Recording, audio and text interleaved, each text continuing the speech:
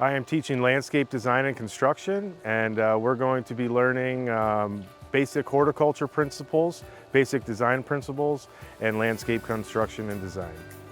I've learned how to run a lot of machinery I haven't learned before. I'm hoping to start my own landscaping business, so by joining this program, I'm learning a lot.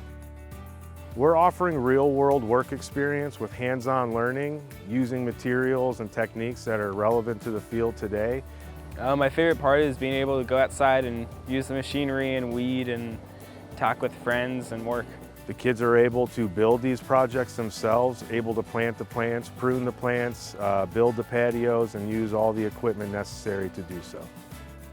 This program is really rewarding, and it will give you a lot of life skills, and you wouldn't have to spend a lot of money on hiring someone else, and you can just do it yourself.